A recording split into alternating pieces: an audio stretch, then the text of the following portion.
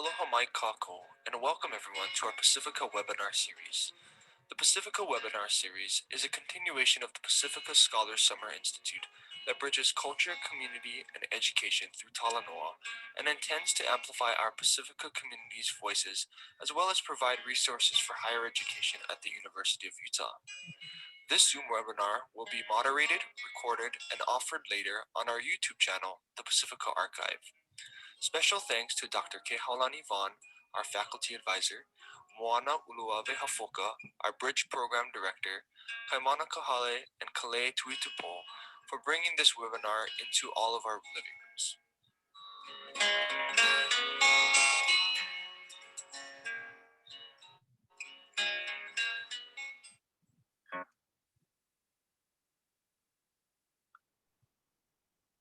Welcome everyone to our signature event. We're so excited that you all are joining us, maybe for the first time or the fifth time here. Today we have an amazing speaker, and we'll just go through the agenda really quick so that we can hear from her. Also want to mention that our application for our University of Utah Pasifika Summer Institute will be going live this evening. We'll be dropping the link in our chat. If you are interested in attending the University of Utah as an undergraduate or are just interested in higher education, check out the link. This year's institute will be running virtually on June 7th through the 11th, and we'll be hearing from community leaders and leading PI scholars here in the Salt Lake Valley. For today, our agenda will run this way with an hour and a half format.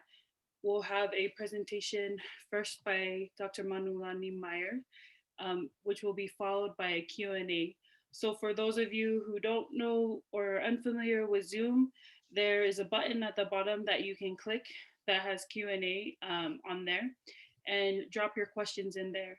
And for the final 15 to 20 minutes, she'll be taking questions. So throughout, as you have ideas and questions for Dr. Manulani Meyer, please drop your questions in there. And without further ado, I'd like to introduce our guest by reading her bio. She doesn't really need an introduction, but we'll continue with our colonial way of introducing guests and our speakers.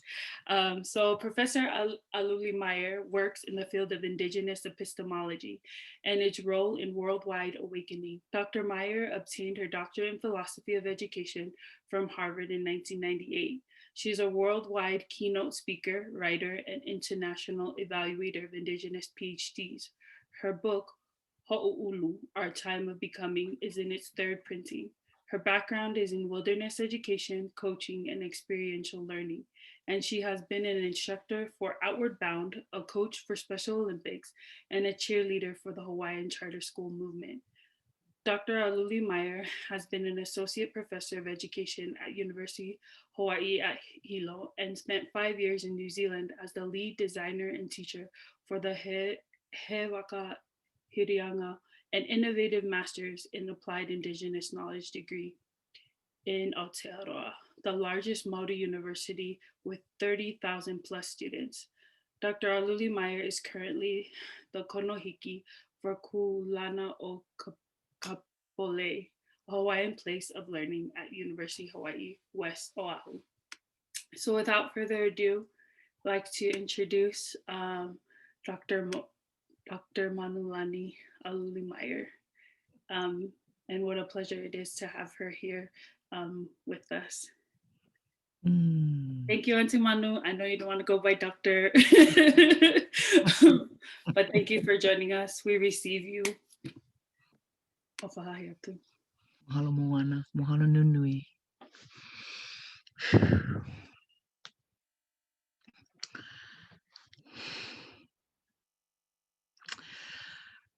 Alana kāhea moe lana mali e a oia iu.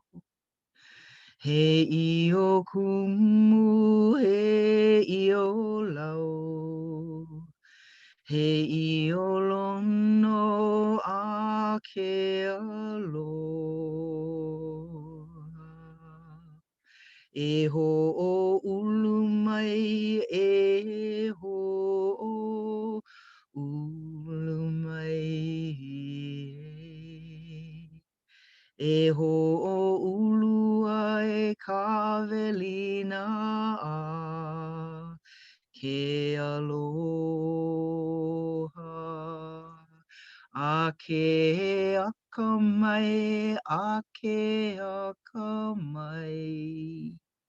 Ake, ake, akamai.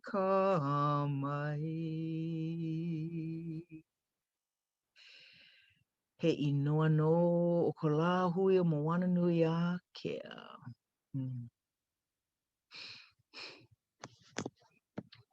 Yay! Hi, everybody. Yay, we're doing it.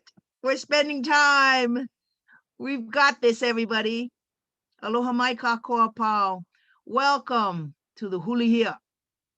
Welcome to the change. Welcome to the transformation of society. I'm such an honor to be here. Moana, ke haulani, mana, kale, mahalo nui for inviting.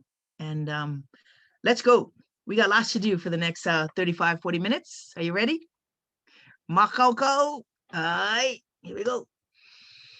Okay, for tonight's discussion, hoʻi hoʻi kamole. Let's return to the source, okay?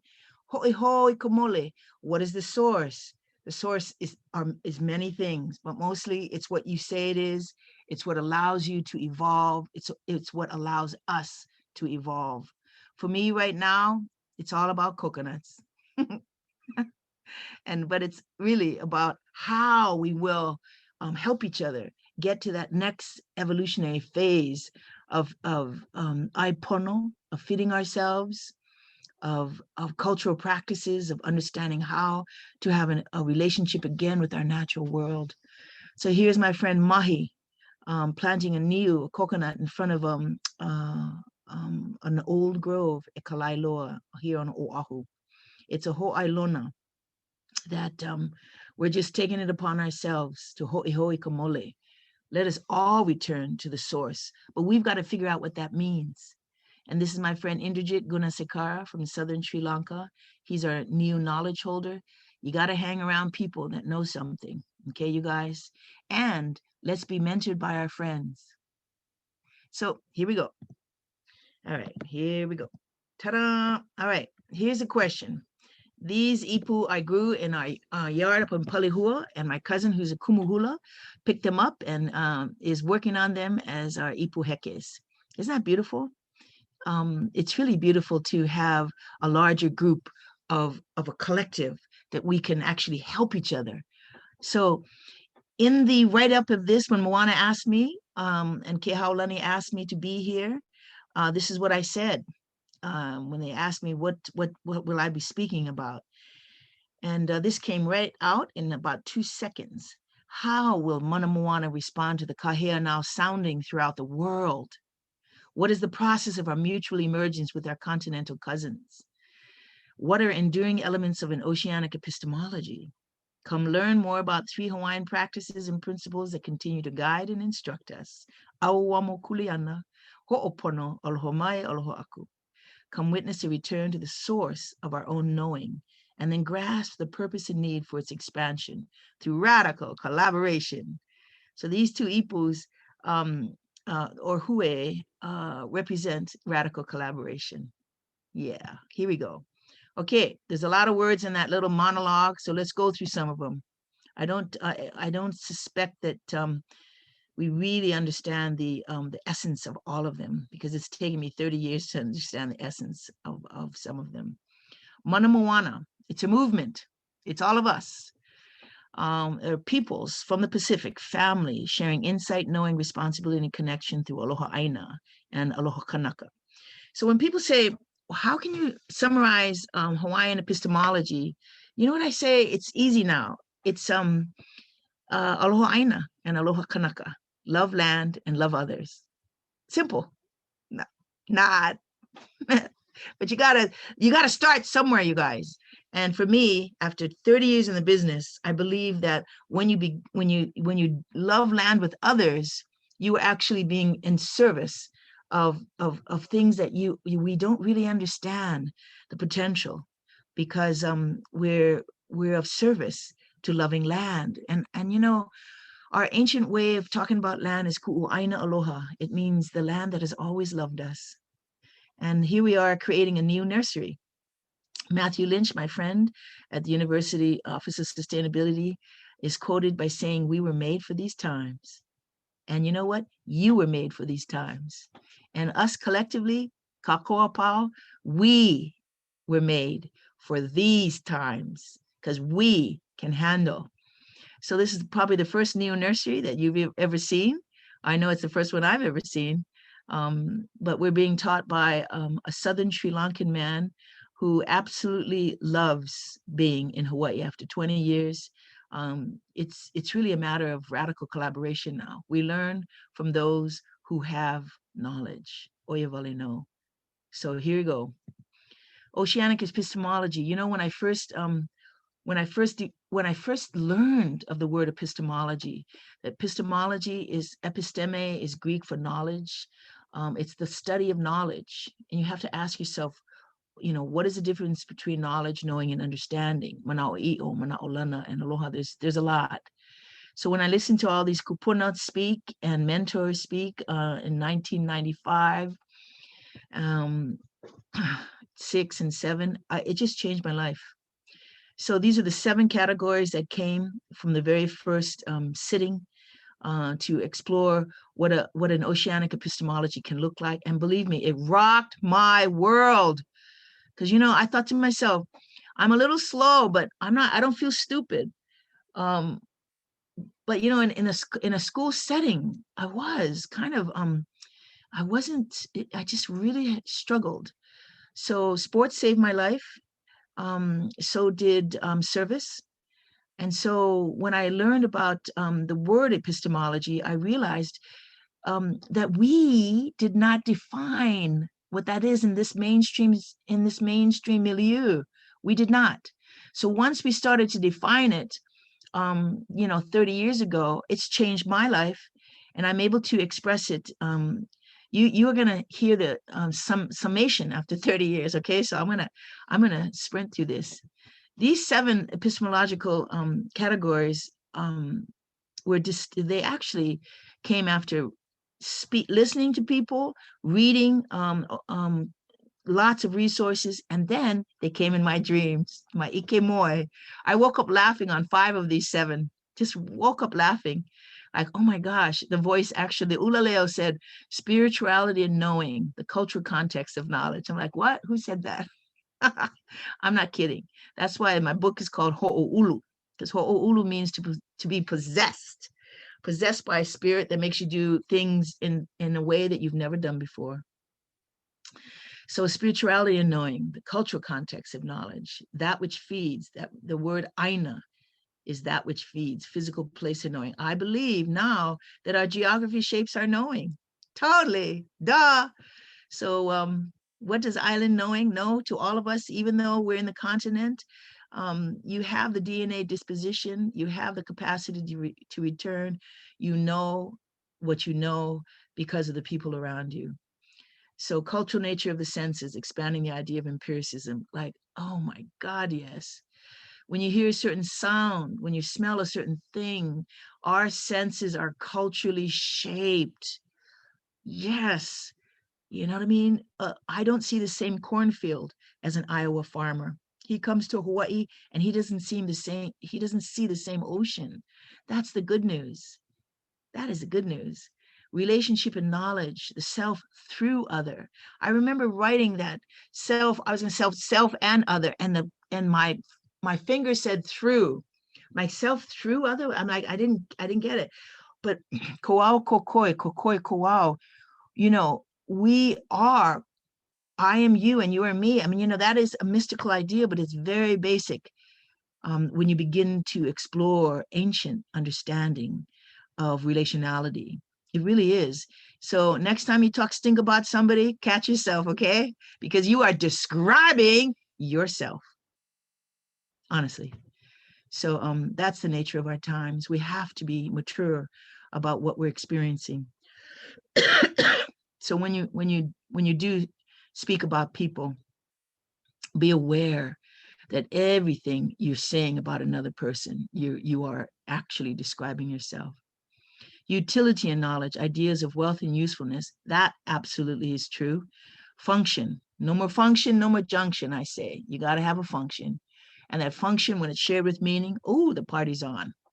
Words and knowledge, my God, ika ololo, olo ika ololo make. We know that. We knew that. We know that. Let's practice that. There is life in our words, and there's death in our words. Watch what you say and be mindful of how you say it. Okay? There's a difference. The mo'o lives in the essence of what we say. The form is one thing, but the essence is what endures. Mo'o for us means continuity, means succession. It means mo'olelo, mo'opuna, mo'okuauhau. So when throughout the next 30 minutes, whenever I say that's where the mo'o lives, that's where continuity lives. So Indigenous, for me, as a scholar practitioner, Indigenous means continuity. Okay, everybody? Can you say continuity? Okay, I heard it. So body, mind, question, the illusion of separation. Easy. Oh my God. There's no separation between the body and the mind. And we're going to go through that pretty quickly. So really quickly, after I described with the help of many people, the idea of a Hawaiian epistemology, I'd go throughout, wherever, and people would go, oh yes, thank you, Dr. Meyer. Now, can I tell you my experience of my wedding in Waikiki? I'm like, okay. And so, because they're like, this really doesn't relate to me because I'm not Hawaiian. And I'm like, no, it relates to you. And so then it got changed to Indigenous epistemology. Okay. And then when it got to Indigenous epistemology, and I was talking to many people about the efficacy of loving land and relationality and all this stuff, people would go, oh, lovely, lovely, but I'm not Indigenous, they'd say about themselves. And I'm like, you don't have to be Indigenous to value common sense. And so now it's changed. It's called the hologram. Okay, so it's for everybody, every single person, you. So it all started with the word ike. For Hawaiians, ike means to see. It's different than looking. Nana is to look, ike is to see. When you see your consciousness, there's something changed, because ike also is our word for knowledge. It's our word for knowing. It's our word for it's our word for knowledge. Okay, so it's our word to see. It's our word to know, and it's also our word to receive revelations from the gods. So it started there. I said, what? There's a word that's about the empirical world, seeing. There's a word about the subjective world, our mindful realm. Wow, that's impressive. And then there's a word that deals with our spiritual world. Now, spirituality, okay, you guys, now listen very carefully. When I say spirit, I'm not talking about religion. Got it? Religion is the bureaucracy of spirituality. It's not a negative, but I'm not talking about religion. So spirituality is like the grandmother. It's old. And so the deeper you go into this, the deeper you find the actual truth to synonyms of spirituality: the transspatial, implicate, mindful, awareness, quiet, still. These are quantum, post-quantum ideas. So everywhere I would read, everywhere I would dream, they spoke of the three levels of self, the three principias, the three souls.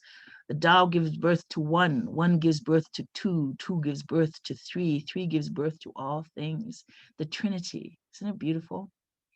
So I was really excited about three. You know why? Because three then could shape the where we were heading in the planet. Okay, you guys, this is it.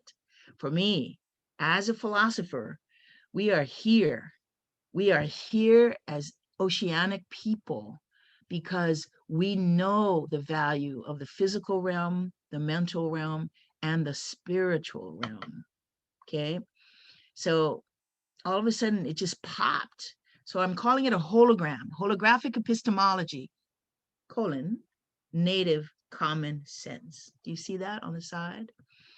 So, and Kehao, maybe we could talk about this too. And I want you guys to ask some questions on this, because what's happening now is that Indigenous people, Pacific Island people, Native people, people that understand that there is more to life than the mundane empirical nature of the world, we're all partying together now. We're all collaborating. It's time. It's time. It's time to get to Ma'alamatanga, Ma'alamalama. It's time to get to illumination. It's time to converge. It's time to define cultural ideas so that the world can evolve. And that's your kuleana now. I feel like I'm not tapping out at all. I'm just 62. Come on. What I'm doing is I want you guys to really get this. So don't get sucked into academia, into only the physical realm of objective, external, instinct, even instinct. Instinct is good, but you got to develop that instinct with a form of intelligence that's old, and that intelligence ultimately evolves with intuition. See that trilogy right there? So my trilogy, the trilogy that some of my most favorite ones, when I was reading the Upanishads, it's an old document from, there are many of them from India. They spoke of the world in three ways: life, mind, and joy. Isn't that cool? So I'm like, oh my God, there it is, the trilogy again: life, mind, and joy. So joy.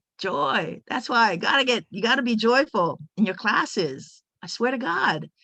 So that's why I always close my my emails most times with ulu kale alea, or my writings. You'll see in some of my writings, ulu kale alea, let joy rise.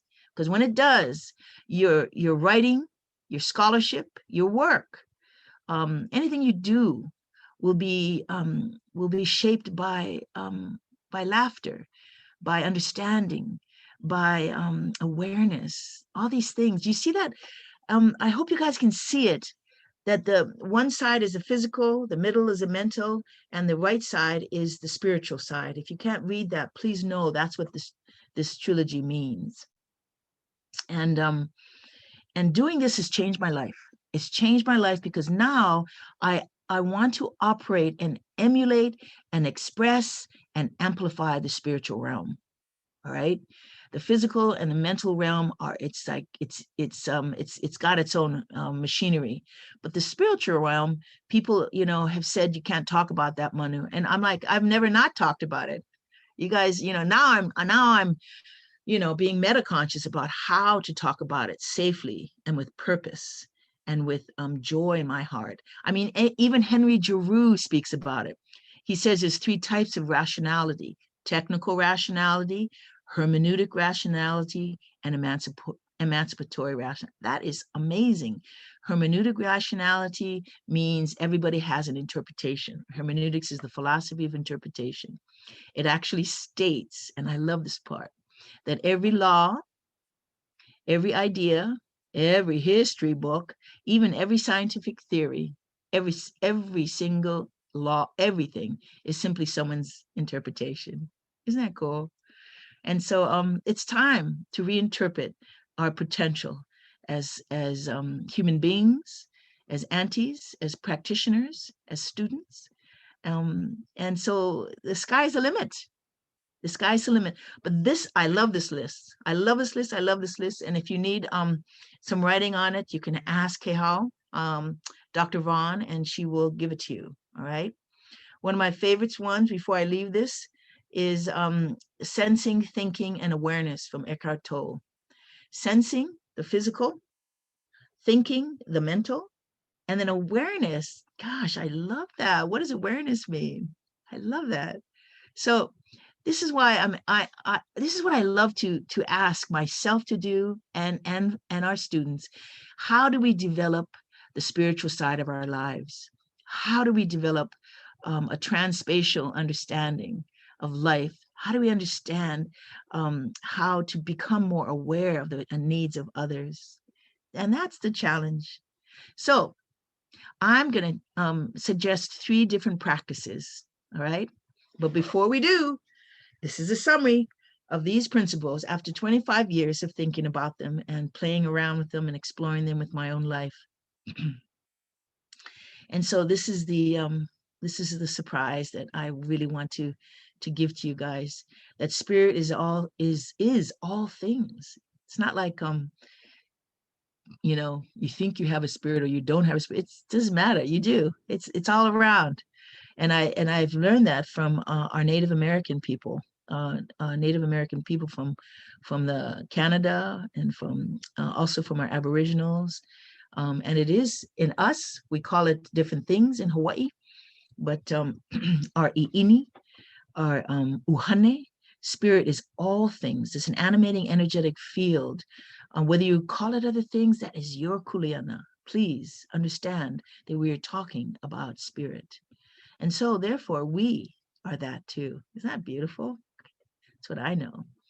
So simultaneity is the operating system. Okay, this is as you sow, so shall you reap.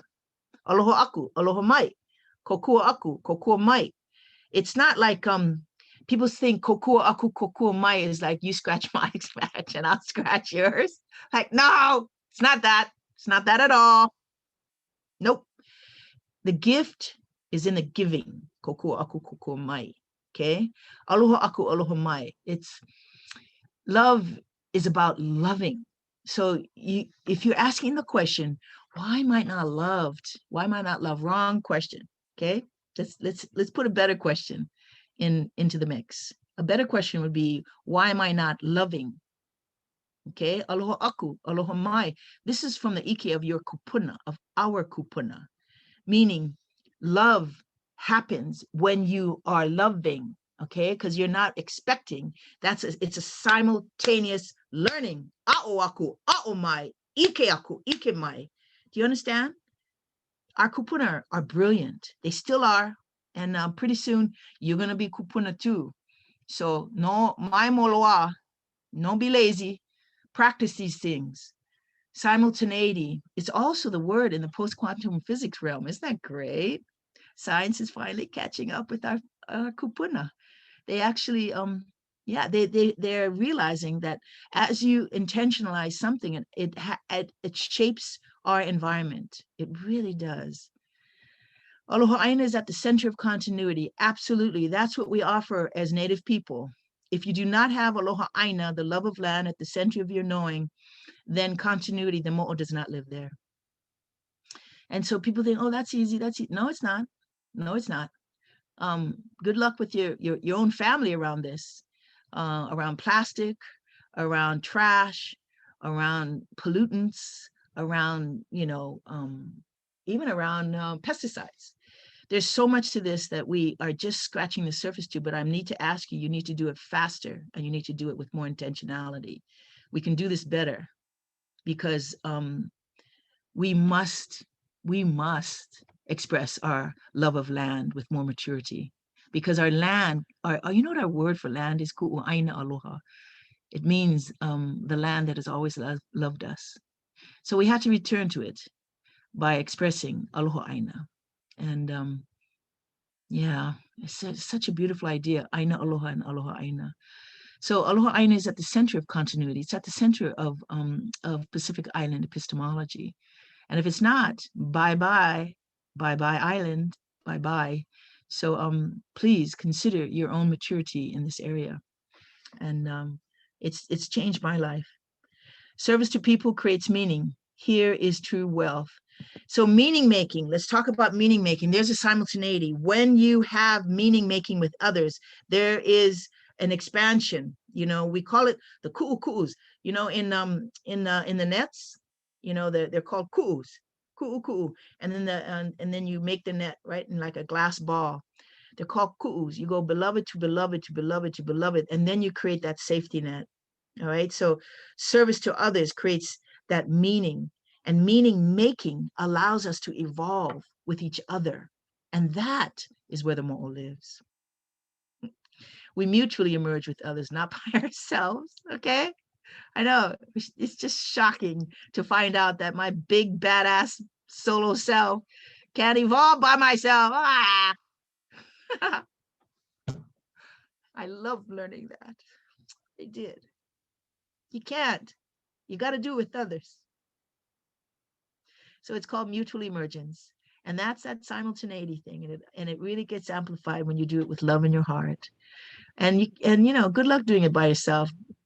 Go get it. Go get it. But like my favorite philosopher, Yoko Ono, usually says, dream you dream alone is but a dream. But dream we dream together is reality. Thank you, Yoko. Aloha is the primal source of our collective emergence. Yeah, you can quote me on that one. It's the primary energetic field. And you guys, you got to know that after, I don't know, my whole life, if you don't have aloha for each other or for yourself, you know what I mean? Aunty Manu is a gay woman. And I got to tell you, it was hard. It was hard for me to like myself. So it's a miracle I'm still here. So you have to bear with me. But you got to love yourself first. And when you do, yeah, the party's on. Research can become a cultural expression of rejuvenation. Duh. If it's not rejuvenating, stop. You know, for Pete's sakes, throw it away. Do something else. Go surfing. Function and meaning is key to continuity. Yeah, there it is. No more function, no more junction. And when there's meaning, the party's on. Okay, I'm a wahine kalai puhaku. I carve stones. They look like this. I didn't make these, however. A friend found these. So I reappropriated them. I call them ʻauamo. They were once military objects, but now I call them ʻauamo, egg, the eggs of the mo'o, and I give them out to people and say, come on, let's connect. Do your thing and do it well. So these three things have helped change my life. And I want to, and to me, they distill Hawaiian epistemology, Indigenous epistemology, holographic epistemology, because if I didn't have this, I wouldn't be here today talking story with you guys. Okay, and those three values and ideas are ʻauamo, kuleana, hoʻopono, and aloha mai, aloha aku. You already know what that is. Okay, you see these images? Aren't they gorgeous? And a new student just sent me this picture of 2008 when we had this food youth sovereignty event. 200 kids came, these adults, young adults. And we had a blast. And my friend, before it happened, about a month, she calls me up. She's a Hawaiian language teacher. She calls me up and says, hey, Manu, I want you to help me find out what ʻauamo kuleana means. And I'm like, pulama, ʻauamo is the stick, and kuleana is responsibility. Doesn't it just mean carry your responsibility? She goes, you know, that's the ho'opono. That's the literal meaning. But our kupuna only use ʻauamo with kuleana. I'm like, what? They didn't use ʻauamo with uala or kalo or vai, you know, because we carried kalo in this with the ʻauamo with the stick. And she goes, no, they just use it with kuleana. I'm like, oh, wow, what is, okay, I'll find out what it means. And sure enough, a month later, we had this event, 5 days, 200 kids, okay? No money, zero, nada. But we had people. We had so much help. It's such a miracle. We had so much help and so much fun, and we worked our tails off. But this is how it worked, you guys. Everybody was in a state of joy. And then they did their kuleana. They did what they were good at. And so ʻauamo kuleana then meant for me, ʻau is channel, you know, like Kealakahiki is the channel, the watery, the ocean channel between Kaho'olawe and Tahiti. So it's a channel, it's like a channel, it's like an energy channel, ʻau. And then amo, it's like, okay, you guys get ready for this. Amo means winking vagina. I love saying that. Oh, and now that it's recorded, I don't know, Moana, maybe you should splice that out. I don't know. So it's the channel of winking vaginas. Actually, it's a channel of orgasmic, fantastic potential that happens when everybody's doing their thrill, their joy, their excellence, their ono. You know what I mean? So, but you got to find out what that is. So ʻauamo, kuleana, means do your joy. And when you are, we really connect. You see the connection of the ku'uku'us there in the blue, and you see the flower of life on the right side, the gold. That is the hidden matrix of life, you guys. That's the amplification. That only happens through joy. And boy, did we have joy. We did. It was an impossible thing. And you know, if people gave somebody $15 million, they couldn't do what we did. And I know you know what I'm talking about, because I know our families have done the same differently. We produce miracles in our ho'olevas, in our funerary practices, in our birthday parties, in our luau's, in our events. And so I give this up to you as an example of what Einstein was looking for. He really was. He was looking for a unified theory of the world. And he also said the consciousness that solves a problem cannot be the same consciousness that developed it. So I remember talking about the project that we were going to do together. It's called Hōʻea. It's our food sovereignty event with our youth. And the woman, I had all these kupuna come in, and they came to my house, and Queen Lilukalani Children's Center was helping.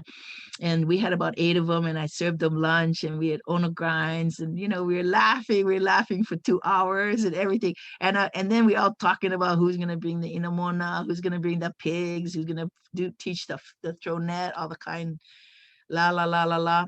And then finally they all left. And my holy friend, she says to me, "Wow, Manu, that was the most amazing thing I've ever experienced." And I'm thinking to myself, wow, why? What do you mean? She goes, "You guys never once talked about money." Not once. And I go, why? Why would we talk about money? We know more. We talked about what we had. We talked about who we are.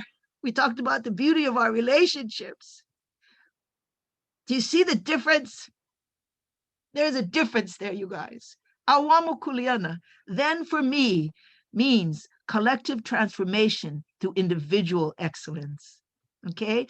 And when you experience this collective transformation, because we were all electrified, once you experience that because of the excellence of individual skills, individual passions, then it also means individual transformation through collective excellence. Yeah! I love when that happens. That's the hologram. You got it? I love this.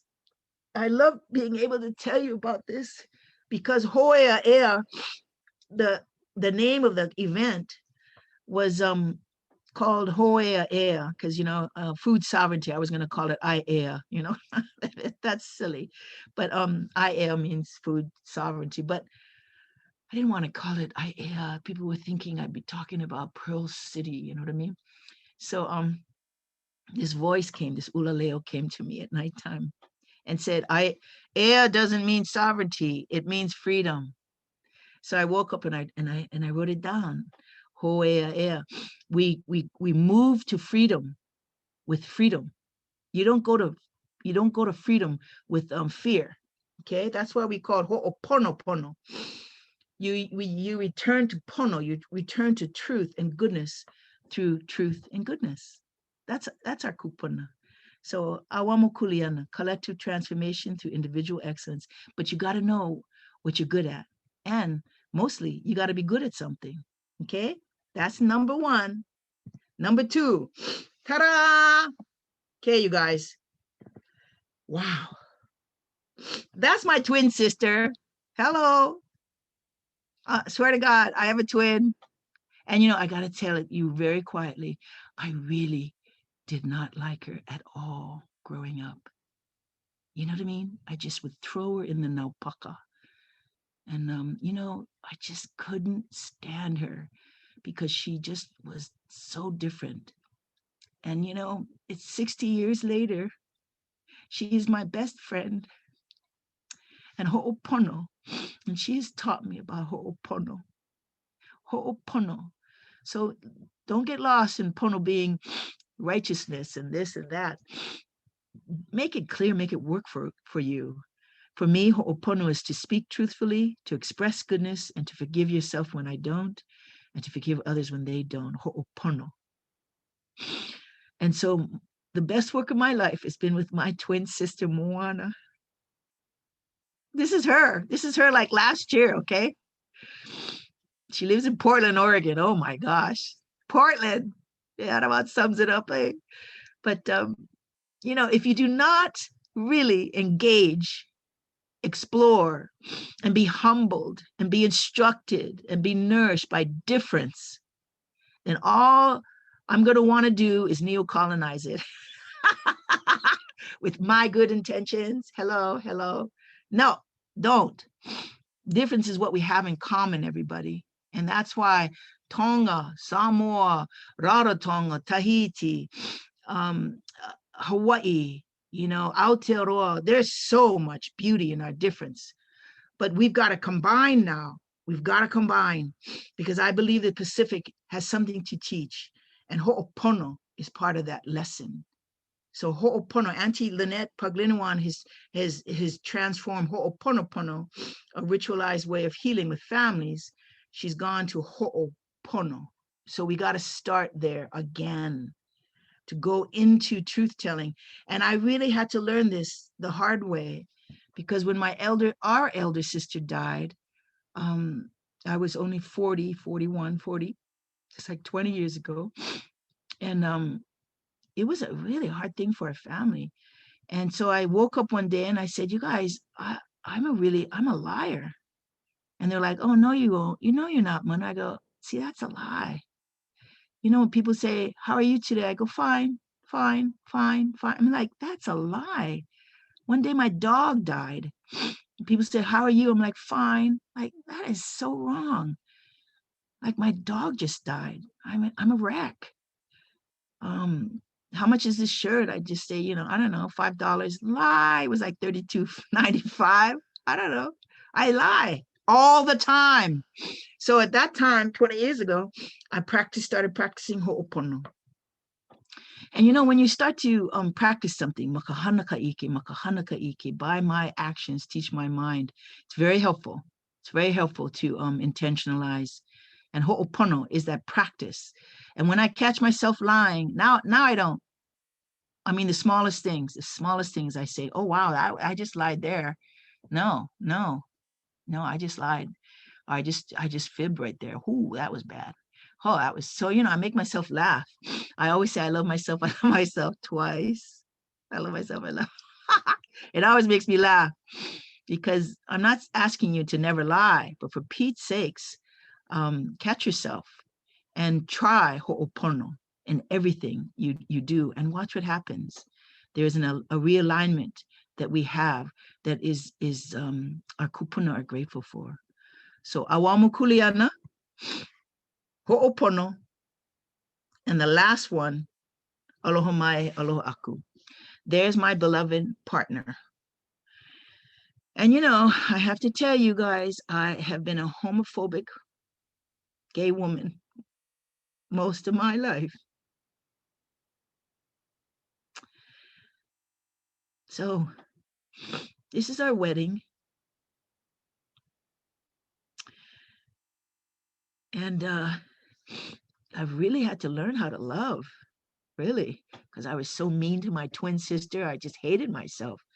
And then when you find out you're gay, oh my God, it's a miracle. You don't kill yourself. And personally, I have known 20 of my friends and family members that have. So this is a serious disease. Self-loathing is a serious disease. So I say this to you now because epistemology is silly to talk about when you hate yourself. It's silly. I had to go to Harvard, the high mucky muck school, because Howard Gardner was there. And bodily kinesthetic intelligence was one of his intelligences. And I'm bodily kinesthetic intelligent, you know? But aloha mai, aloha aku, love is about loving.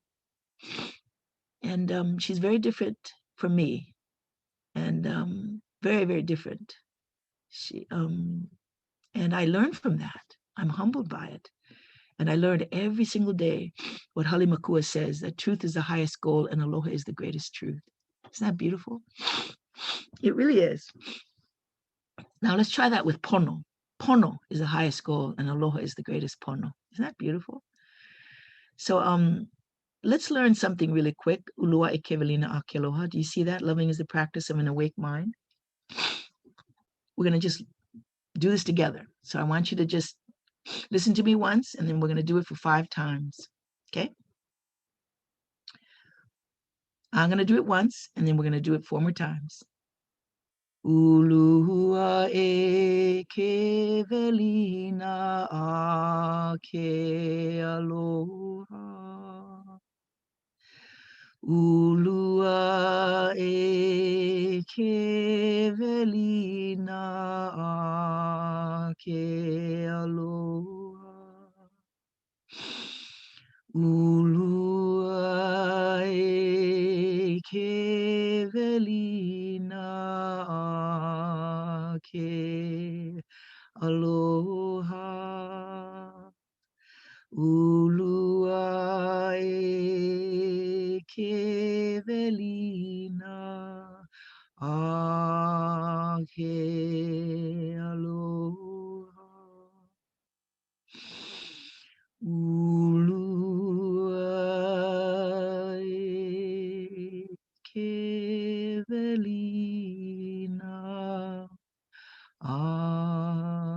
ake aloha.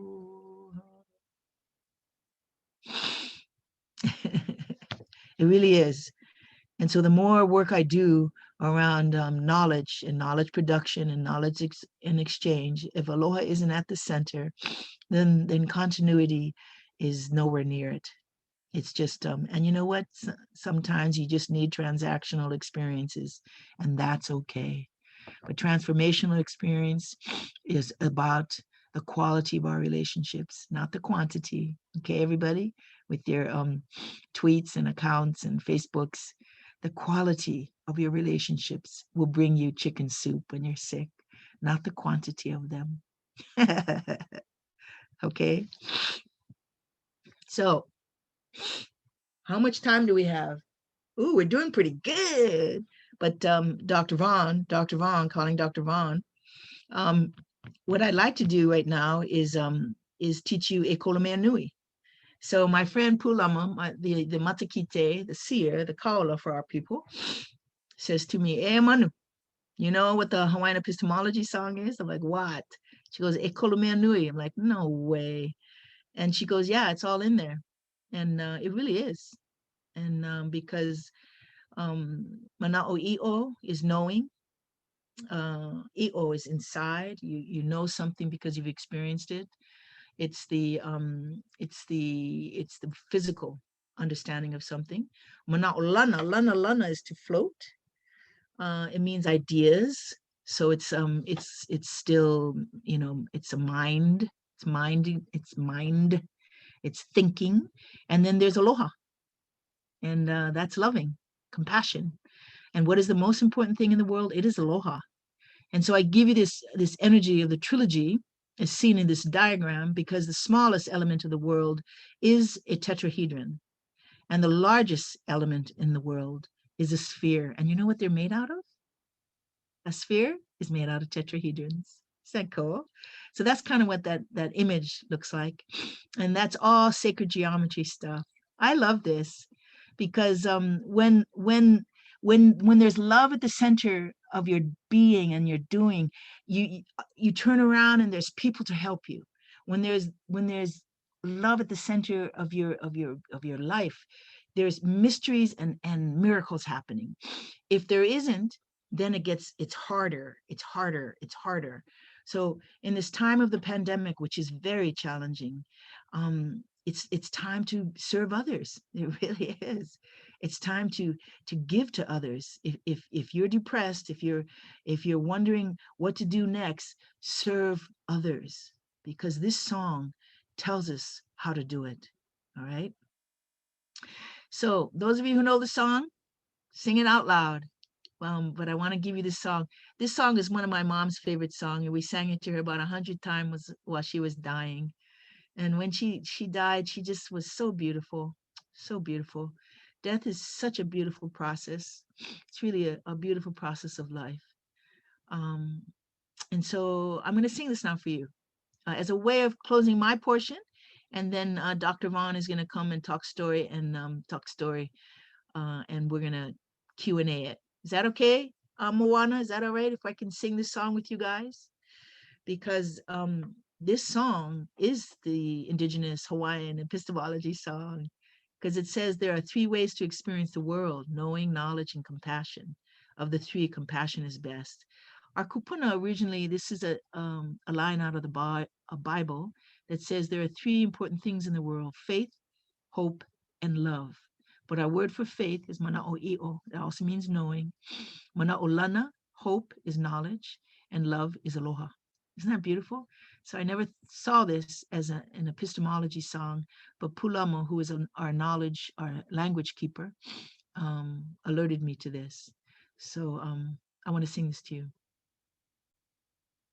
E kolumea nui makahonua o kamana'o'i'o kamana'olana a me ke aloha kai oia e po mai ka ina mea a pau po mai ka ina mea a pau.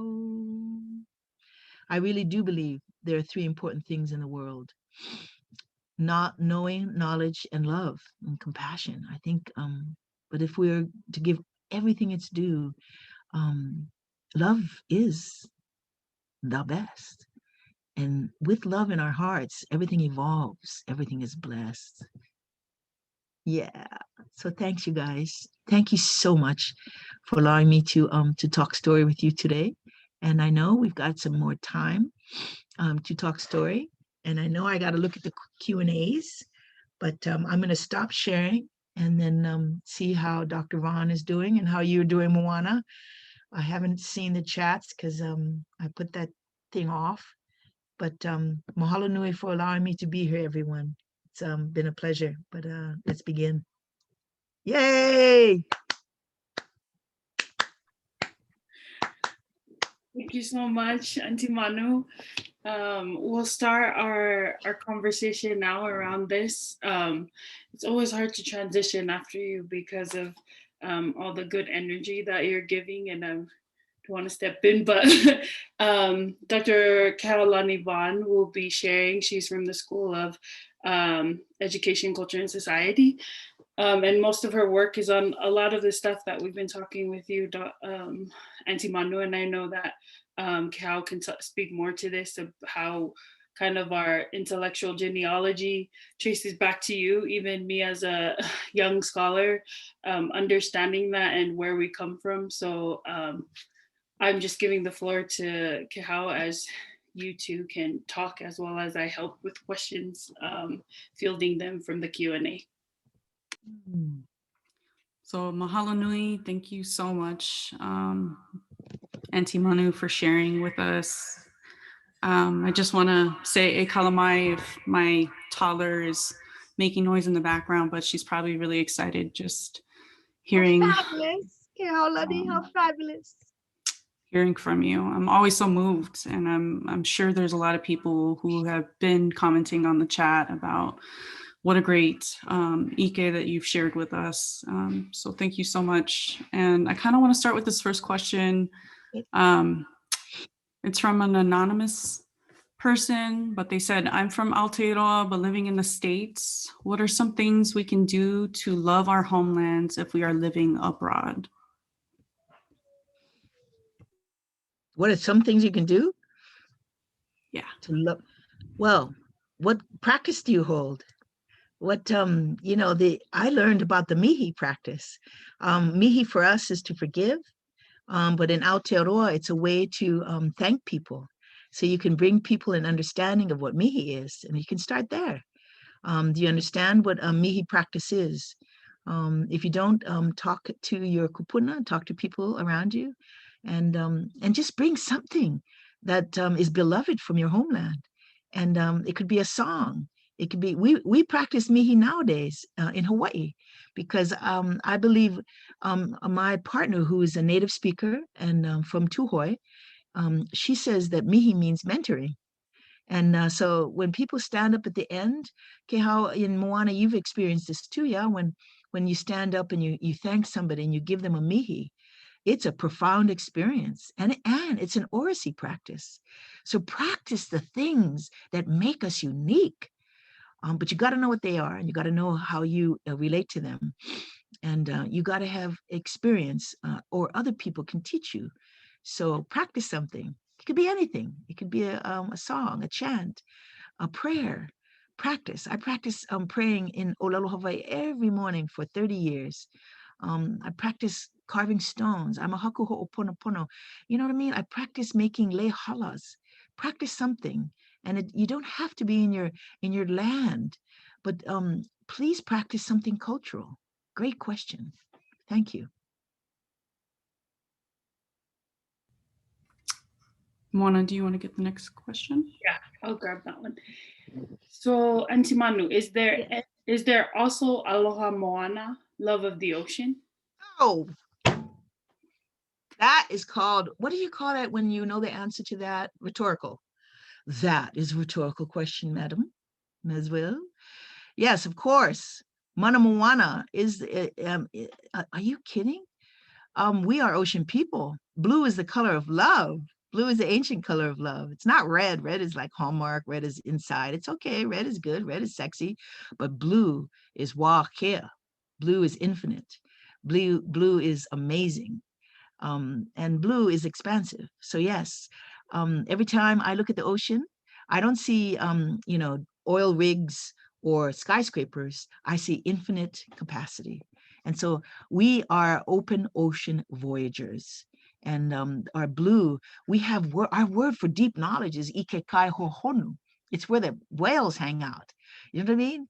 Blue is our inspiration. The ocean is our teacher. The ocean is our food. The ocean is our recreation. The ocean is our absolute deep psychology, Kanaloa. So there is so much to our love of ocean. And yeah.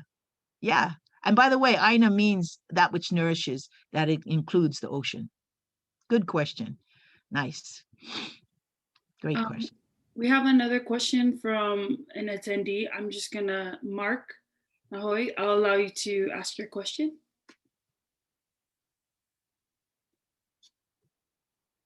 Hi, Mark. You're still on mute. Aloha mai kumo. Aloha mai. I got the time changes. Forgot about the difference.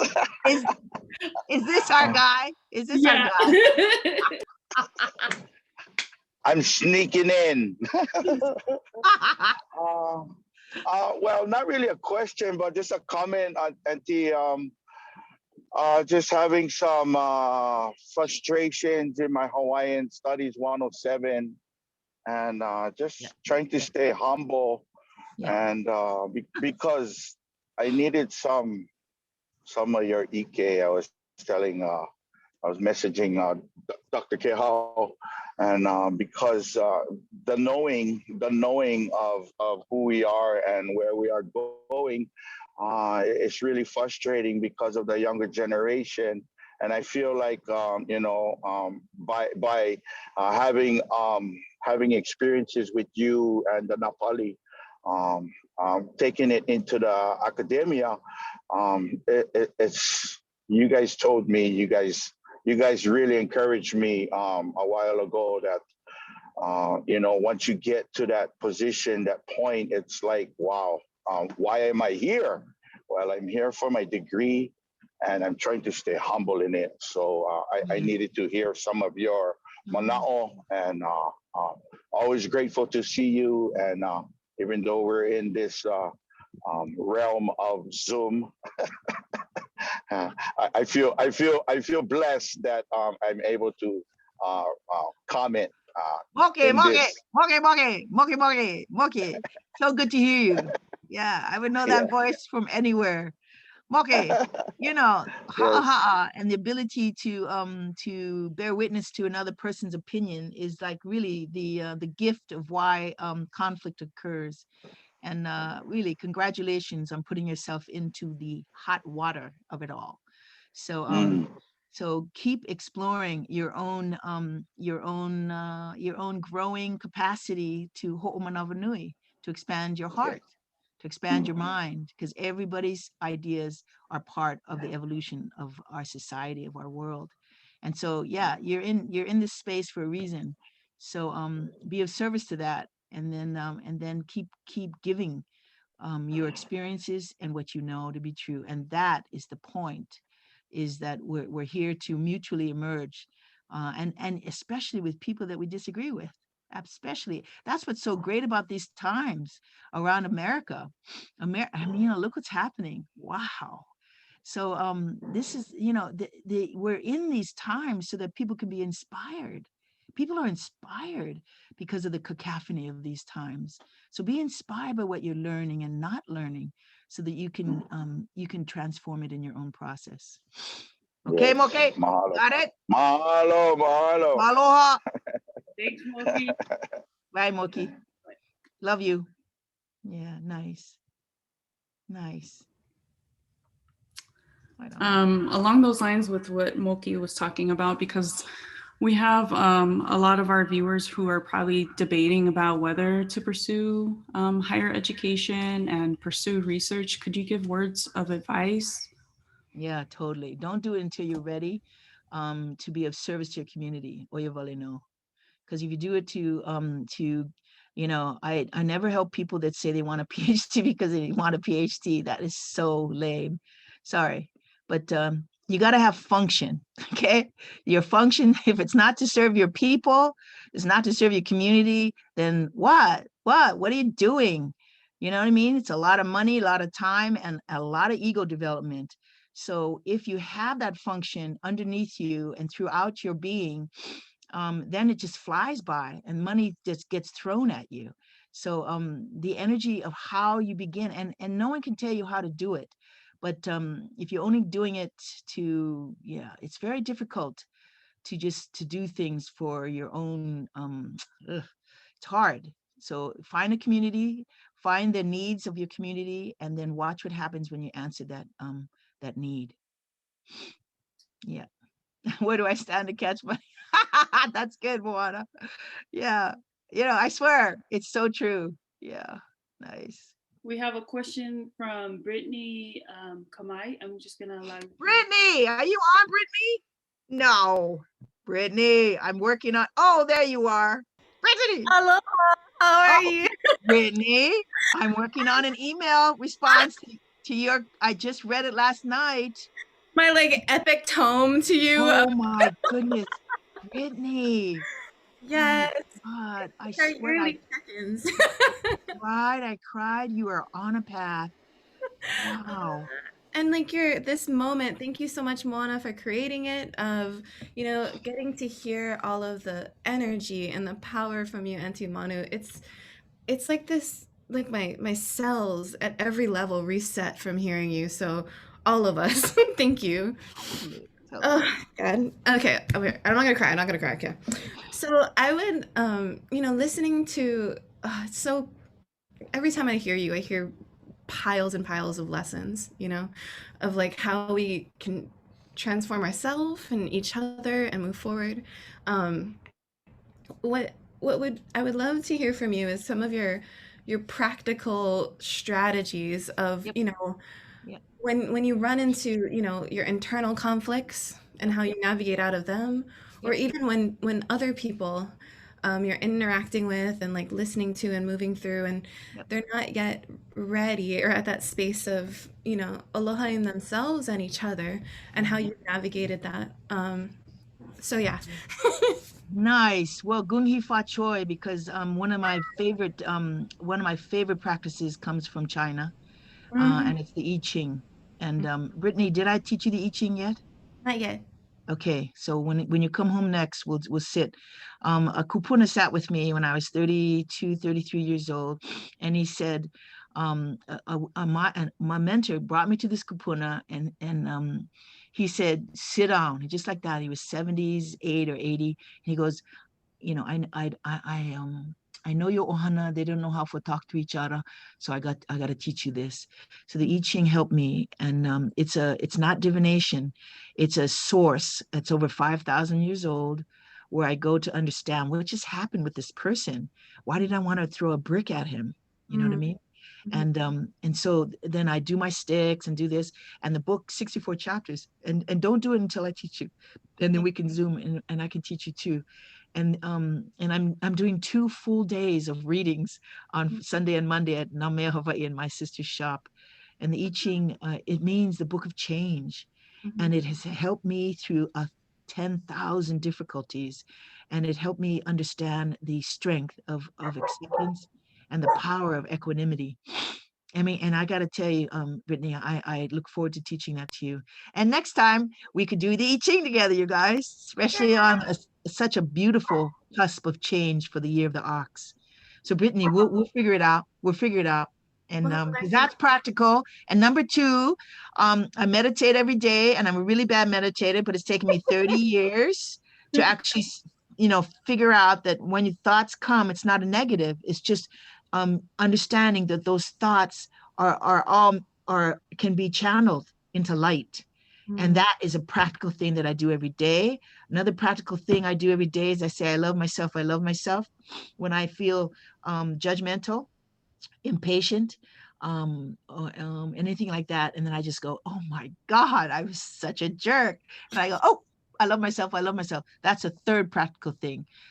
These are practical things. And number 4, I don't watch the news. Whoa, baby, Kehaulani, who's that? It's Brittany. Kāhea wai. Kāhea wai. Aloha mai, Tita. Aloha mai. It's Aunty Manu. Who loves you? Aunty Manu. Aunty Manu loves you. So kids like eventually just come running into my hand. Who loves you? Aunty Manu. Aunty Manu. Just wanted to say hi. She's going Aloha. up for ʻauamo. Moi moi. Oh, sweet dreams, baby. Moi moya. Moi moya. Moi moya. Oh, that's beautiful. Kāhea wai. Beautiful. Beautiful. Po malie kāhea wai. Po malie. Oh, thanks, Kehao. Brittany, we'll talk, okay? Yes. Because you're ready. You're ready for that next those next disciplines. I think everyone is, but you particularly. So let's chit chat, okay? Absolutely. Mahalo, Aunty Manu. Thank you. Thank you. Thank you. Aloha Vauya Oi. Love you, girl. Aloha. Okay, Aunty Manu, we have a couple more questions that came up. One of my grad students, Rosie Ojeda, has this question. First off, love everything you said. Thank you for sharing your wonderful spirit with us. I was wondering if you could tell us more about bringing spirituality into academia. You mentioned having to be careful about this. You know, every time I commit to the expression of aloha, that's spirituality. Every time I talk about the transspatial world and the implicate order, that's spirituality.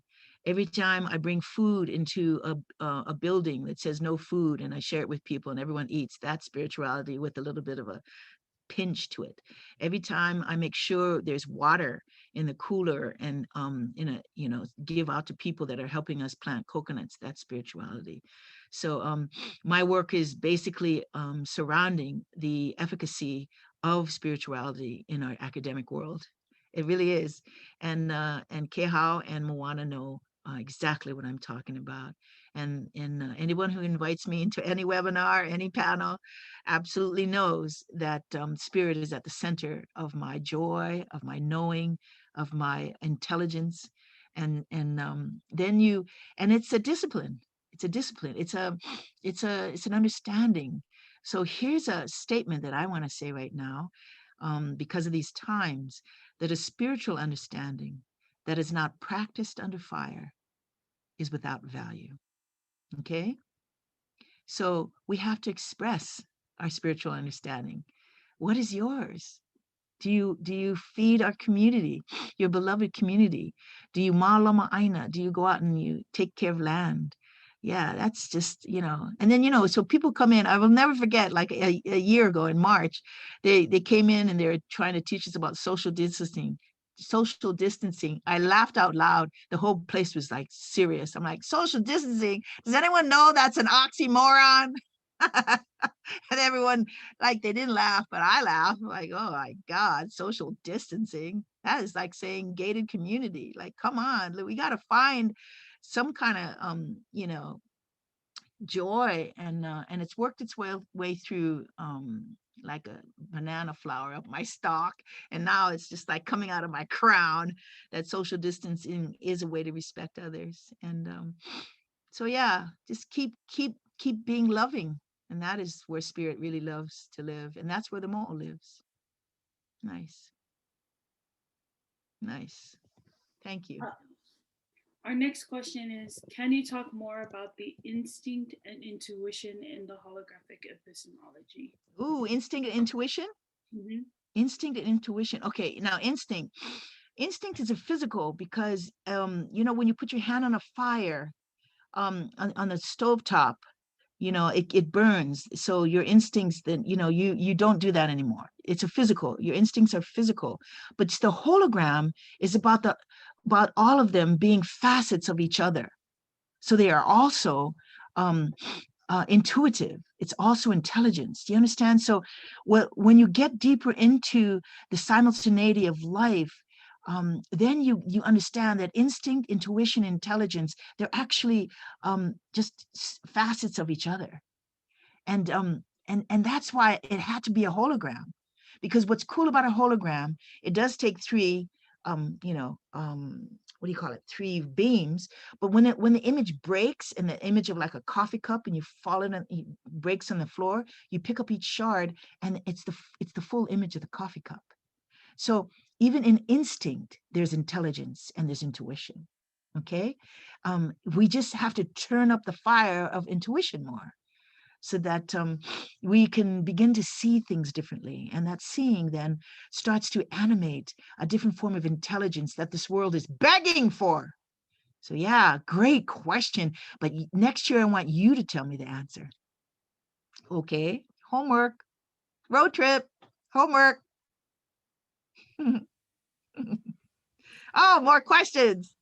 Yay. Well, Aunty Manu, I'm going to start kind of talking a little bit more about some of the things that you started to talk about in your talk about kind of helping and assisting and creating relations with our continental cousins. Nice.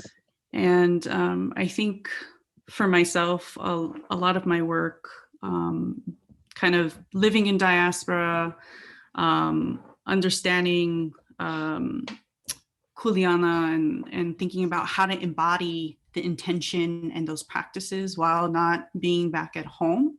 Nice. And trying to figure out how to create more relations with the people of the Aina, right? The people that are hosting us. And so I was wondering if you could speak to some of your experiences, obviously not being back at home in Hawaii, but maybe in other places where, you created these relationships, and basically how that came to drive this understanding of indigeneity and indigenous epistemology, seeing those connections between the communities and those values of love, right? So I was just wondering if you could speak more to those things. Thank you, Dr. Vaughn. Dr. Vaughn, thank you, Dr. Vaughn. Now, I need to tell you that no matter where you are, you take your culture with you. And no matter where you go, there's the spirit of the ocean in between your toes. And so I remember I thought to myself in cold Cambridge, I want to make a lei kupe'e. I want to really make a lei kupe'e. And so I found these beautiful black and white kupe. Kupe are like these mollusks that you make a beautiful layout of. But you have to, sand it for like a month at a time. So you sand. I'll never forget the day I wore my lei. I felt so, oh no, it took me 3 months to make this one lei. And I had like a black turtleneck and it was black and white. It was beautiful. And it was the day I met Paulo Freire. It really was. And so I wanted to give him something. All of a sudden he walks in the room, you just want to give him something. And so I was rifling through my backpack or back, whatever. And I was like, stapler, pen, scotch tape, like us. And I'm thinking to myself, I started to cry because I knew I had to give him that lei. Now that's being home. And so this is why no matter what, you got to find what's universal in our specificity. And that's what I've learned about philosophy, is that specificity leads to universality. And so you've got to find the specificity of the beauty of what Samoa means. You know what I mean? You got to find the beauty and the specificity of what being Hawaiian means. You got to be, because, I'm also German, English, Chinese, and anyone who counts blood quantum, like that is so cuckoo. Don't get thrown into that. That's ridiculous. It's about cultural practices, and the cultural practices that bring us intimacy, peace, harmony, but know what they are and do that in your life. And practice oracy, practice your ability to speak. And I got to say this too, Cal. When you're supported by unusual people, and unusual people, I mean by mystical people. You gotta find those mystical people. And it's not like you go, mystical people, where are you? They're you, Kehao. They're you, Moana. When you start to trust in deeper things, mystical, energetic people are all around us when we put love at our center. And when we, against all odds, say, no, I'm going to do this lovingly. And so the mystical friends in my life that I follow, I'll never forget when my sister died, she pulled me to her. I was a little pu'iwa, a little scared. She pulled me to her and she goes, Manu, you got to promise me something. I'm like, sure, Malia, I'll promise you anything. She goes, promise me you'll be led. Promise me you'll be led. I'm like, now, if that's not a mystery thing, you pay attention to when your dying sister makes you promise something. You don't know what you're promising, but you promise it anyway. So I promised her. And the very next month, I met Linda Smith in Aotearoa. She wrote Decolonizing Methodologies. I was doing an evaluation of the Wanangas there. And it was in 2003 or 2. And she goes, and I looked at her. I didn't know who she was. She had my book in her hand and she goes, who are you? I looked at who are you? She goes, I'm Linda Smith. And then I said to her, because Malia, why am I meeting you? You know what I mean? I want to practice what my sister told me to do. Why am I meeting you? And she told me, because you're supposed to come over here for your sabbatical. I'm like, oh, okay. You know what I mean? What's a sabbatical? So, so I did. I had a sabbatical the next year. A year and a half later, I was in Aotearoa for a year, and that's where I met my partner 16 years ago. And so do you see how radical that is? So if we're led, we suspend we suspend our own disbelief. And when you suspend your own disbelief in the possibility of something, then it operates and animates the spiritual pulse of life, the implicate order that we cannot define through objectives. I mean, duh. So the suspension of disbelief actually starts spiritual practice. And that means to be led. And so, I mean, I'm not saying throw up your vision statements and get rid of them. On the contrary, I'm saying have faith in them, but know that that's just the starting point. That's just the starting point. Nice. Oh, nui. Yeah, great question, Kihao. I have a question that's connected with that, Manu. You talked about how death is beautiful, and with so many people in our community Yeah.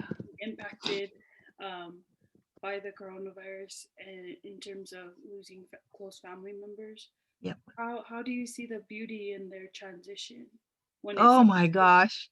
Wanda? Okay, we have, this is my last story because it's so beautiful. Moana, thank you.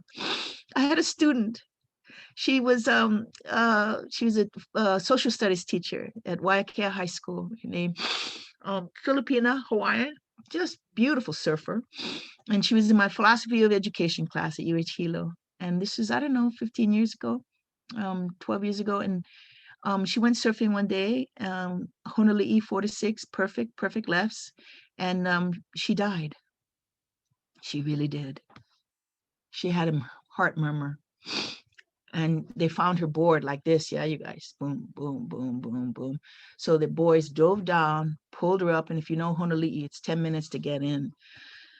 So she, they did the, the metal thing, chunk, and they brought her back, but she was gone.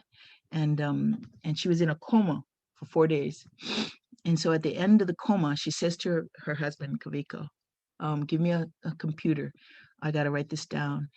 And then she says to me, Manu, I got to talk to you. So she brings me into her home and says this in a most amazing story. And I'll tell you the gist of it, not all the specifics, but the gist of it is that she did die and she did come back.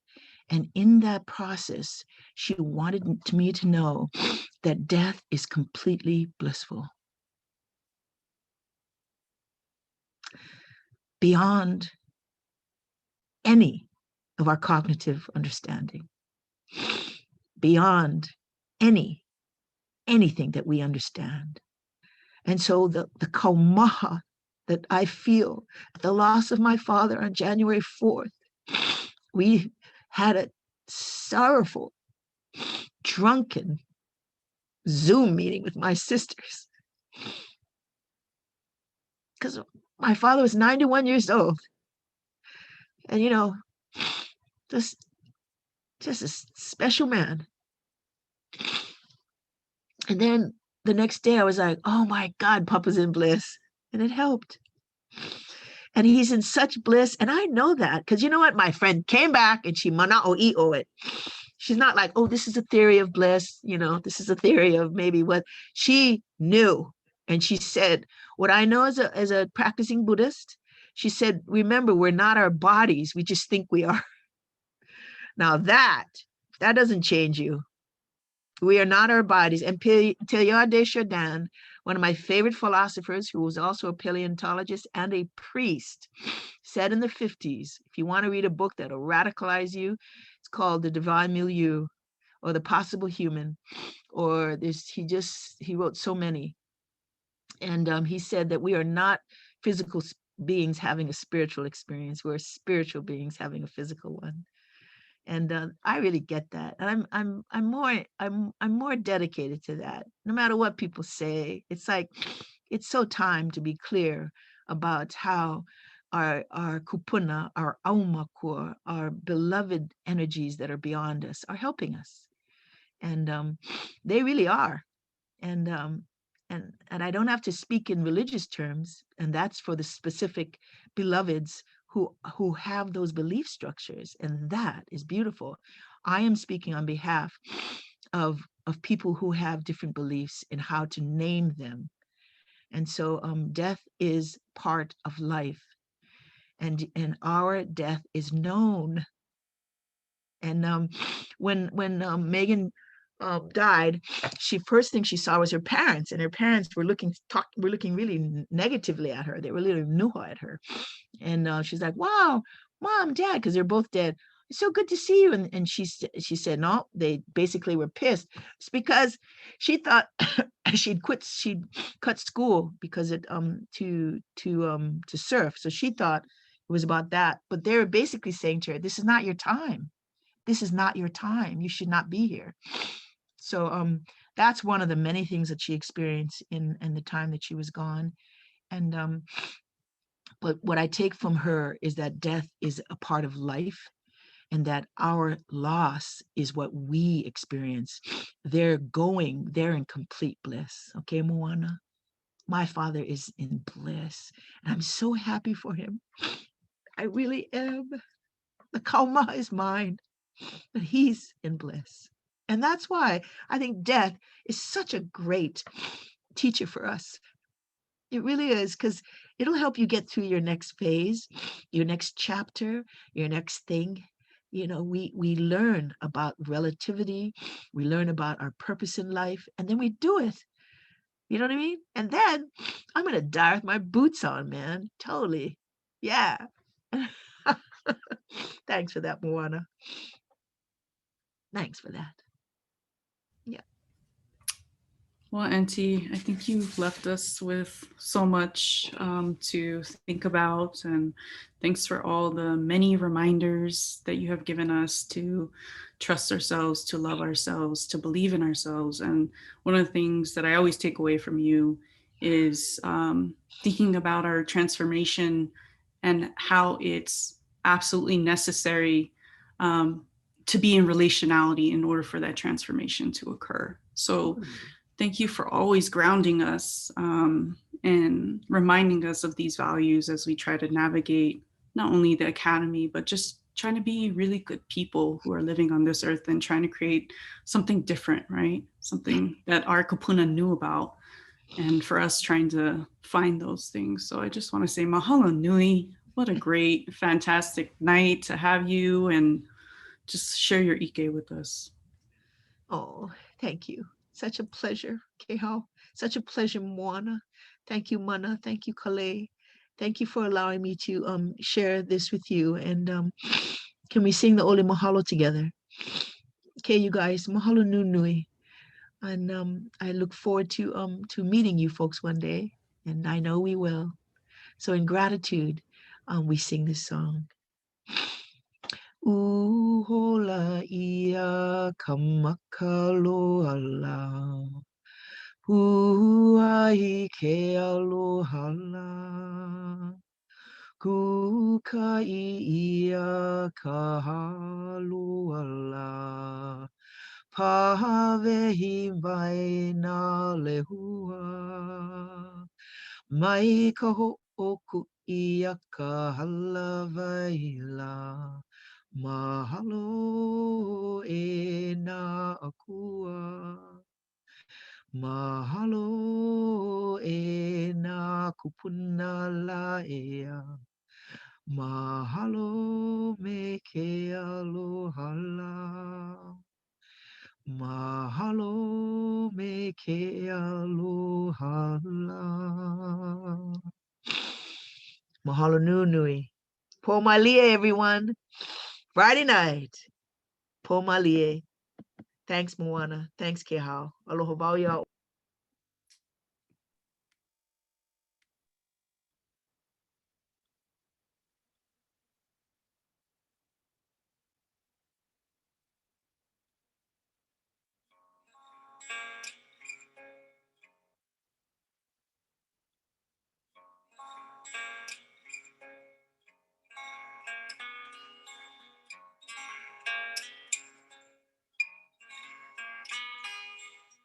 Mahalo nui loa to all of our contributors, specifically our Bridge Team, School of Transform, Education, Culture, and Society, and Dr. Kehaulani Vaughn.